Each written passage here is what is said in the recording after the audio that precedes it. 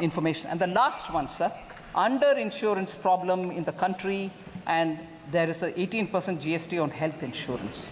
This was asked by Honorable Member Karthi Chidambaram. I want to highlight that PM Jeevan Jyoti Bima Yojana has over 20 crore enrollments and over 16,087 crore claims have been paid till date. 2 lakh insurance cover at just 436 rupees per annum premium. We have paid 2 lakh, we have paid 20 crore enrollments, and 16,087 crores have been cleared as insurance claims. PM Suraksha Bima Yojana, sir, 44 crore enrollments and 2,757 crore claims have already been paid. And what is the structure, sir? 2 lakh rupees for total disability or accidental death at just 20 rupees per annum premium. So this is the way insurance for the common people have been given by Prime Minister Modi, and this is reaching a lot of poor people. And I'm happy to say, even during COVID, we had cleared a lot of claims, even if they didn't meet the usual requirements of doctor's certificate, mortuary certificate, nothing. PM gave a clear instruction saying, during COVID, all claims be settled. We don't want anyone to suffer because insurance certificates have not come.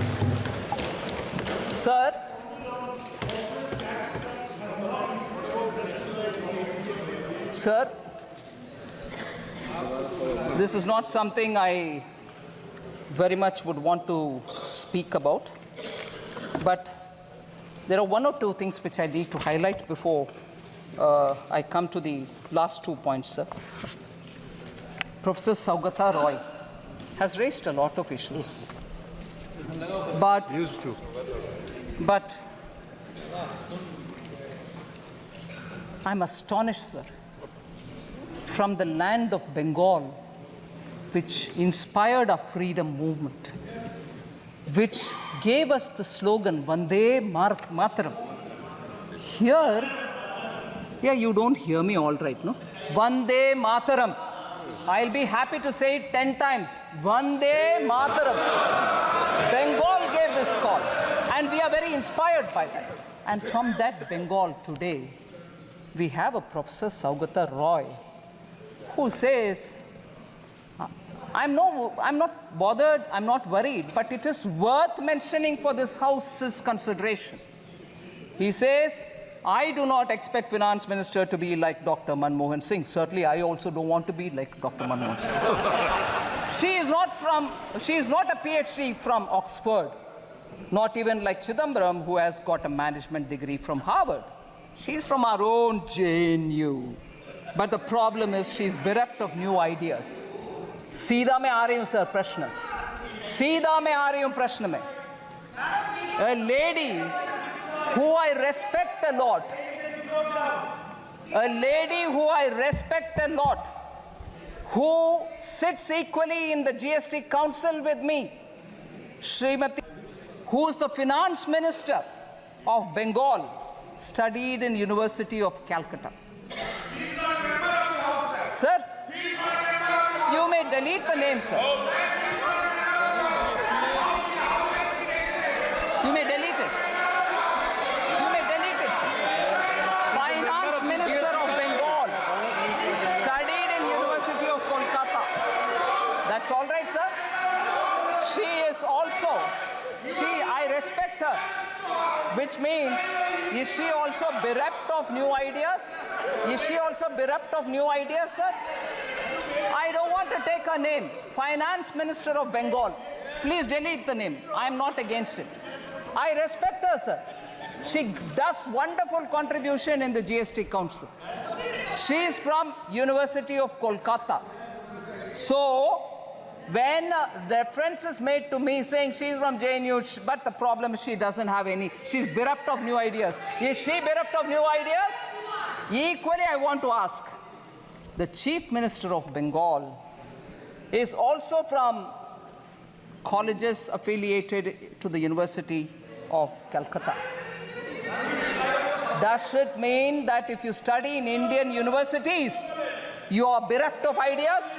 She is a fighter who's leading the state for so many years.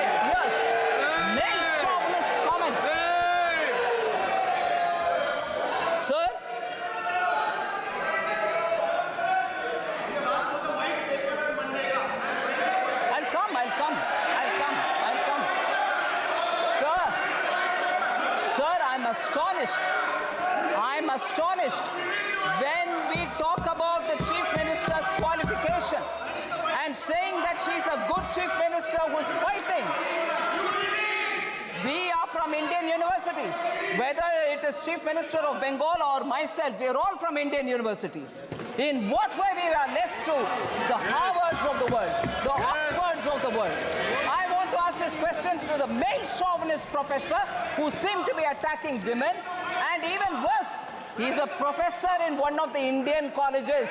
He is not teaching in Harvard. He is not teaching in Oxford. So is he also equally not so qualified? A professor in Indian university demeans people who have got qualification from Indian universities, sir. Professor Saugata Roy, please be ashamed of yourself. Sir, even worse,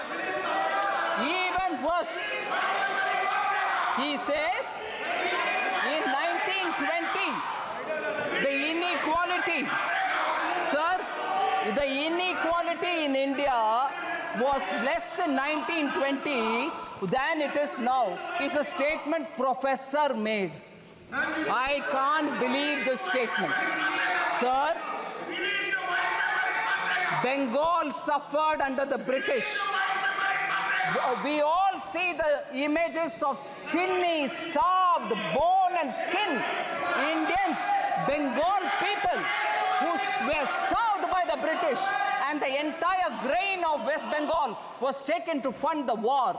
People were photographed sitting skinny with bones and skin, and that Bengal was better in equality than now? What a shameful statement to make. In this house, inequality was better under British than now? What a shameful statement to make. Now I come to talking about Bengal's economy, sir. I'll give all the white paper they want. Sir,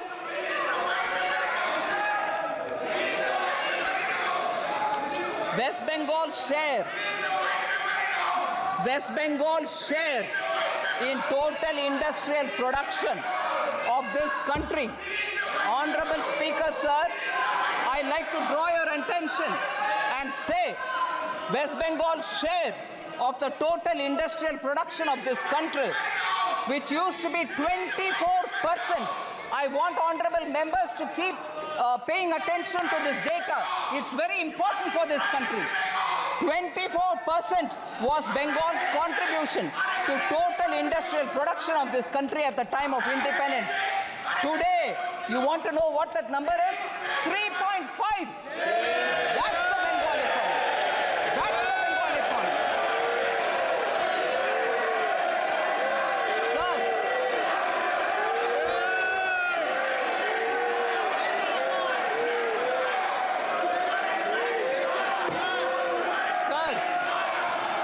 there's been a downward trend in the gross capital formation. In 2010, West Bengal accounted for 6.7% capital formation in India. Now it accounts only for 2.9%. They want a white paper? I'll give a white paper. I will definitely give a white paper. This is the performance of Bengal's economy, sir. सभा की कार्रवाई आज 8 बजे तक बढ़ाई जाती है। The state of West Bengal, sir, attracts less than 1% of the total Indian FDI. अगर आप सवाल पूछोगे तो जवाब सुनना पड़ेगा। आपने सवाल किया तो जवाब दे रही है वित्त मंत्री जी।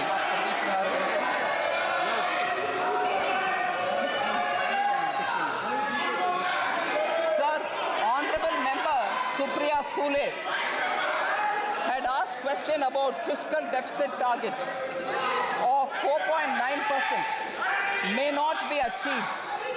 With supplementary demand, it might go up to 5.6% is our apprehension. I want to reply to Honorable Member Supriya Sule, sir. The year-end actuals of a year represents the full financial year's expenditure. It is inclusive of additional appropriation that may have been granted to the Parliament by the Parliament through supplementary demand. But I want to lay before honourable member my fiscal deficit numbers. 21-22, the fiscal target set was 6.8%. What we achieved is 6.7%. 22-23, 6.4 was the target set. 6.4 was achieved. 23-24, 5.9 was target set. 5.6 was achieved. And 2024-25, 4.9 is what we mentioned here. I'm confident that of achieving that fiscal goal and the glide path which we have given, and therefore 4.5% of GDP for 25-26 is what we achieve. Will achieve is my hope.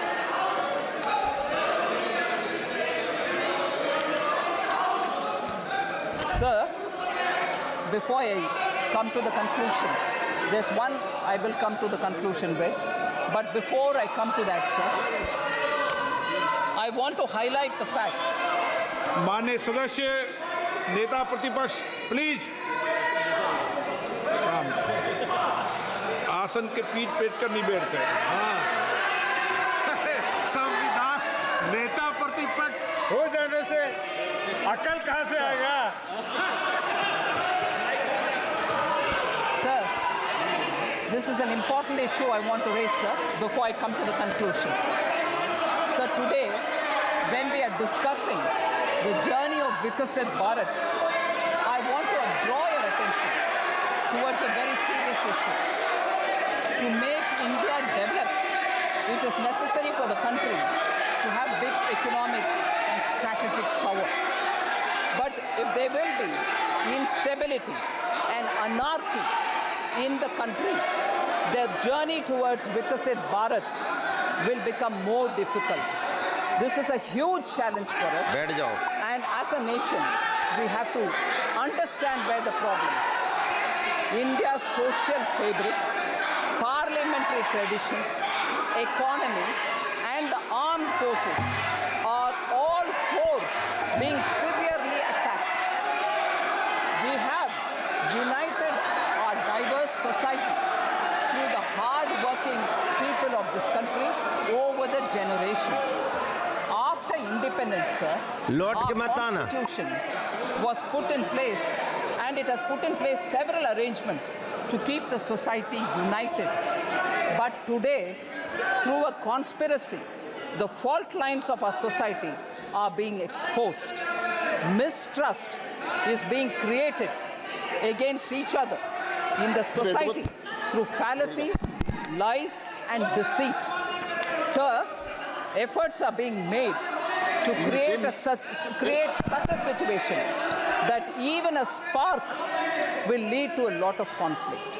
Similarly, the attacks on the armed forces are also being intensified on some pretext or the other, or one pretext or the other.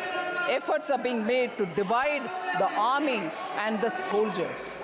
The strength of the army is its discipline and unity.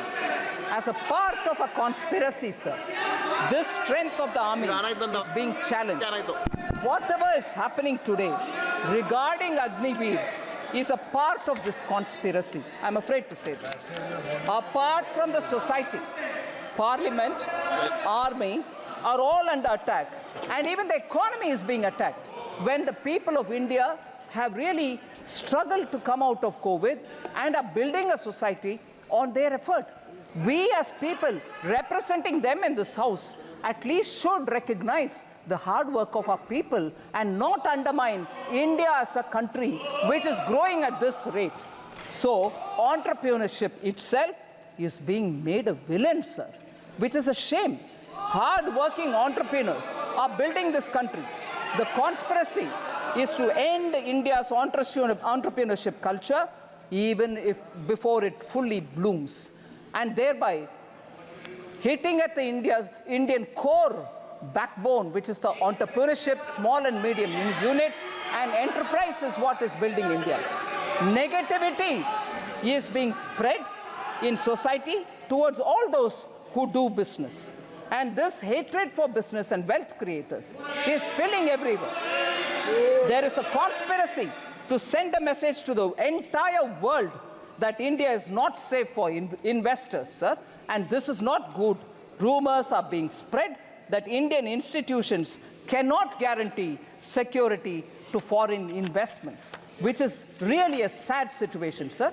Strategic instability, economic instability, and political instability.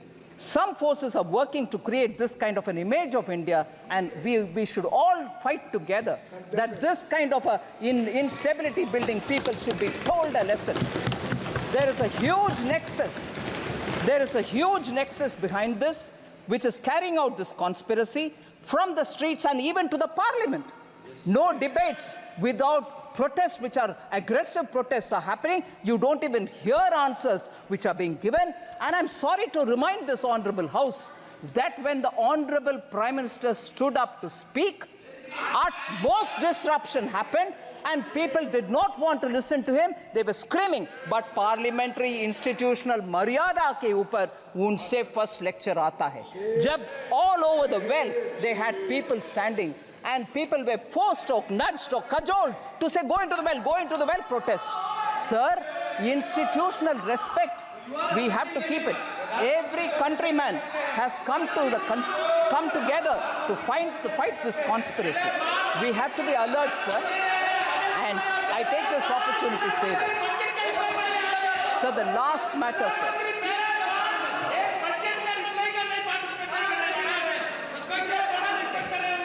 Sir, the last matter.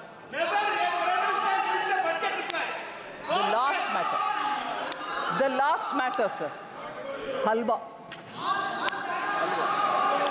Okay? We should talk about it. Sir, it pains me, sir. It pains me, actually.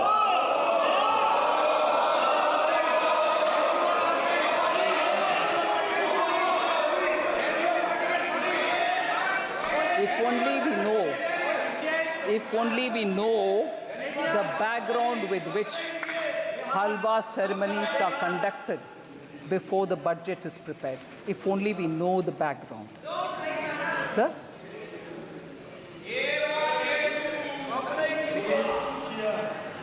If only we know the background of why halwa ceremonies happen, sir. It's a very important phase where actually in this country halwa ceremonies have been happening for a very long time. माननीय मंत्री जी, कब से हो रही है ये भी बता दो आप। मैं बोल रहे हैं सर, मिंटो रोड में जब प्रिंटिंग प्रेस था, जब बजट उधर प्रिंट होता था, तब से लेकर के staff who get themselves inside that premises, budget present होने के बाद तक जब बाहर नहीं आते थे, आज भी वो सिस्टम बरकरार है।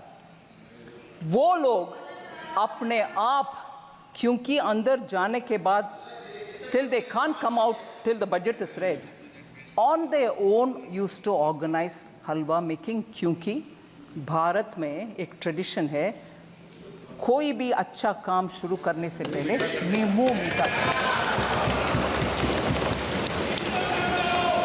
At that time, sir, 9 Italy में नहीं होगा। ओके, आई करेक्ट, भारत में हो रहा, कहीं और नहीं।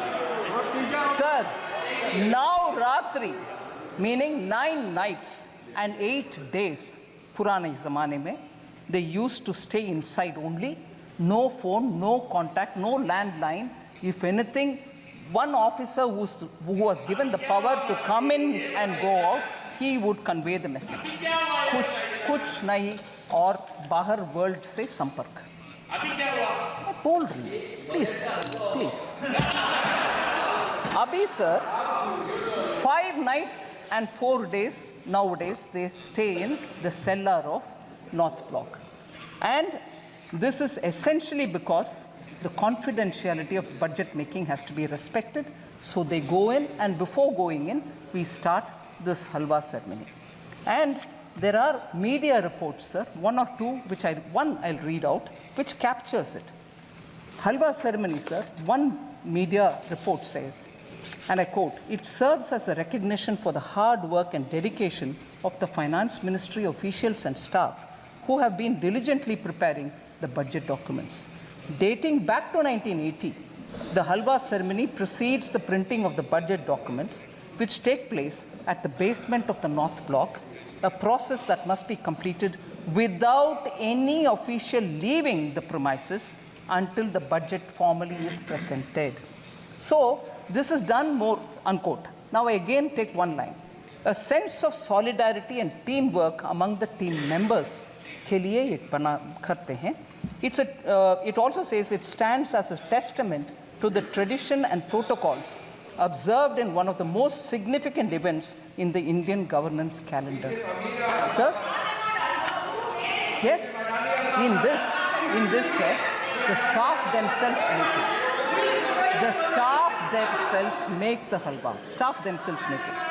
Sir, why did it become? Sir, I wish honorable members listen, sir, because they are very scared that something is coming to hit them. When did this become a photo event? When did this become a photo event? Sir, I want to underline this. Itna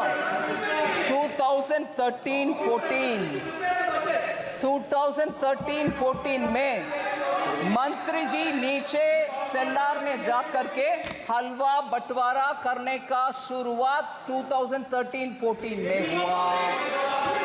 मैं पूछ रही हूँ तब by that time, क्योंकि our leader of the opposition by that time was a full active leader. उससे पहले ordinance फटा भी गया, वो इंडिपेंडेंस दिखाया विपक्ष के नेता. क्यों उस समय फाइनेंस मिनिस्टर तब की उनसे ये पूछा नहीं गया कि कितना एससी है भाई, आप नीचे जा रहे हो फोटो के लिए, बोलो नहीं तो वो हलवा में कैंसिल करूंगा, क्योंकि उस समय वो पावरफुल थे ना, रिमोट कंट्रोल था ना.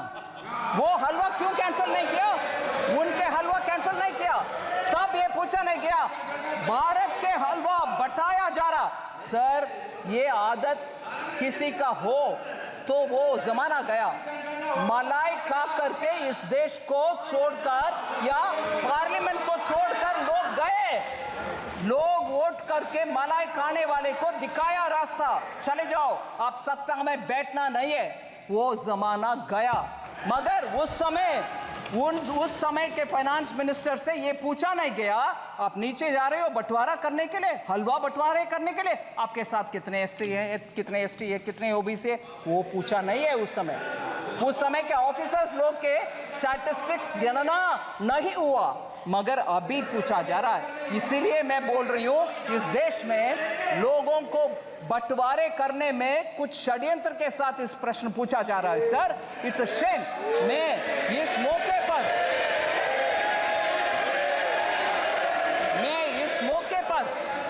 मैं रिस्पेक्ट करना चाहती हूं दो लोगों को.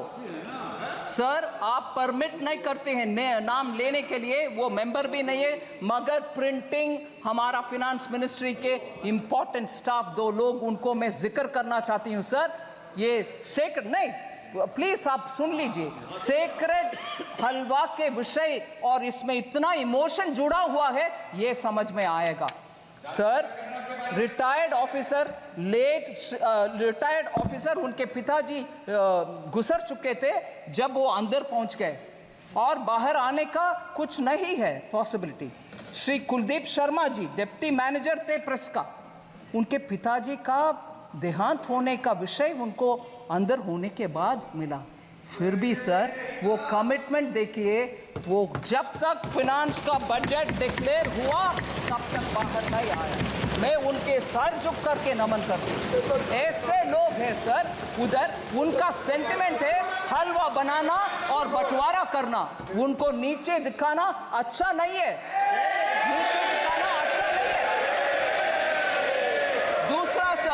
दूसरा मैं बोल रही हूँ, श्री सुभाष अभी भी है प्रिंटिंग प्रेस में, वो भी अंदर जाने के समय उनको मैसेज आया, उनके सुपुत्र का देहांत हुआ सर, मगर वो बोले नहीं, मेरा जिम्मेदारी, क्योंकि हलवा के सेरेमनी हो गई, मैं अंदर आ रही हूँ, इससे I will not come out. ये है सेंटिमेंट उधर, हलवा बनाना और अंदर जाना, पूरे कर्तव्य निभाना और बाहर आना, इसको नीचे दिखाना सही नहीं है सर।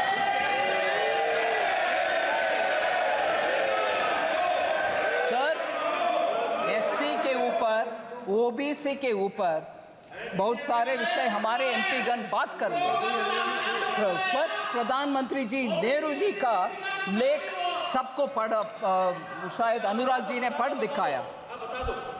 नेहरू जी ने 27 जून 1961 को लिख रहे हैं, I quote sir, I dislike any kind of reservation, more particularly in service. I react strongly against anything which leads to inefficiency and second-rate standards. Unquote. Sir, that is Pandit Jawaharlal Nehru, the first Prime Minister of India. Okay. Next, sir. खाका खालेकर commission के report 1955 में जब recommendation आ चुका था, तब से लेकर के कांग्रेस पार्टी के हर गवर्नमेंट उसको दरकिनारे कर दिए। बैकवर्ड कमीशन के कोई कुछ सोच नहीं था। In 1980, Mandal Commission report was submitted to Srimati Indira Gandhi, तब के Prime Minister. Even she didn't touch it. And तब के कांग्रेस के नारा में बोल रही हूँ sir, my Hindi is not very good, but I'll still say it. What was the slogan? ना जात पर, ना पात पर, मोहर लगाएगी हाथ पर। सो जात तब नहीं है, फाट नहीं है, मगर अभी बोला जा रहा है जाति, जाति। कितना लोग हलवा में थे, कितना लोग हलवा फोटो में थे, कितने नीचे पे थे। जब तब अगर आपने सही इसको तभी ले आते तो ओबीसी ऑफिसर आज सेक्रेटरी लेवल तक पहुंचने का मौका था। You stopped it sir. No, even worse sir, शायद अनुराग जी ने नहीं बताया, मैं एक और कोटेशन पढ़ना चाह रही हूँ sir. Rajiv Gandhi ji, late prime minister Rajiv Gandhi ji gave an interview to Alok Mehta in March 1985, a senior journalist. In that interview, former Prime Minister about OBC reservation says this, quote कर रही हूँ sir, no promotion of idiots in the name of reservation.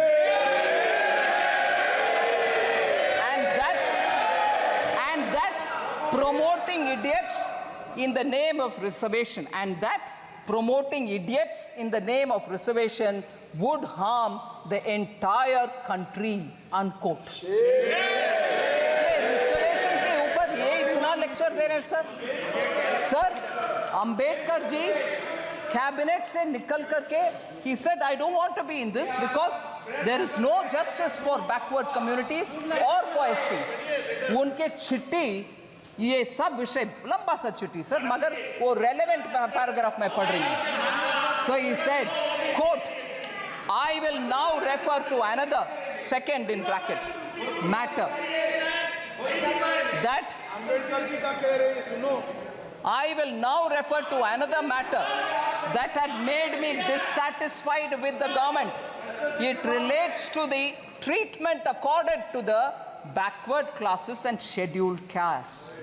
I was very sorry that the Constitution did not embody any safeguards for the backward classes. It was left to be done by the executive government on the basis of recommendations of a commission to be appointed by the President. More than a year has elapsed since we passed the Constitution, but the government has not even thought of appointing the commission, unquote. So Ambedkar ji सरकार से छोड़कर जाने, सरकार किसकी थी? सरकार किसकी थी sir? First government under Pandit Jawaharlal Nehru, the first Prime Minister. इनके दादा परदादा के बयान ये सब है सर। आज ये रिजर्वेशन के ऊपर और SC/ST के ऊपर बात करते हैं। मैं प्रश्न पूछना चाहती हूँ सर। अभी अरे अखिलेश जी, नेताजी लोहिया जी इंग्लिश में बोलते हैं सर। अरे लोहिया जी नेताजी खिलाफ तो उस समय इंग्लिश में बोलते हैं चैरिटी बिगिंस फ्रॉम होम। सुनिए charity begins from home, meaning आप जो दूसरे को बोल रही हो वो आप पहले कर दिखाओ। मैं पूछ रही हूँ सर, राजीव गांधी फाउंडेशन में कितने SC हैं, कितने ST हैं, कितने OBC हैं? क्योंकि बाहर के वाले लोगों का नाम पढ़ना नहीं है, 9 लोग हैं, कोई SC नहीं है। Charity begins at home sir. आप पहले आपके व्यवस्था सही करो, SC को दो, फिर आकर हमसे पूछ लो भाई, ये बोलो सर। फिर दूसरा एक उदाहरण देती हूं sir, Rajiv Gandhi charitable trust, उसमें 5 लोग हैं बोर्ड ऑफ ट्रस्टीज में, नाम नहीं पढ़ रही हूं सर, मगर मुझे एक भी SC नहीं दिखाई।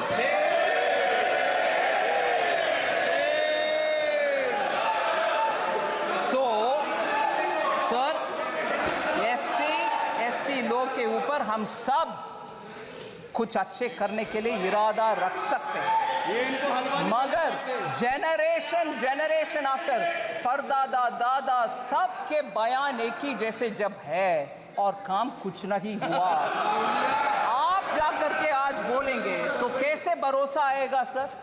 और ऊपर से हलवा जैसे एक इमोशनल सेंटिमेंटल मैटर जिसमें पूरे उस मिंट का फाइनेंस मिनिस्ट्री के स्टाफ बंद अंदर कमरे में ये रह करके काम करते हैं, उनके मुंह मीठा करने का काम में आप ऐसे प्रश्न चिन्ह के साथ।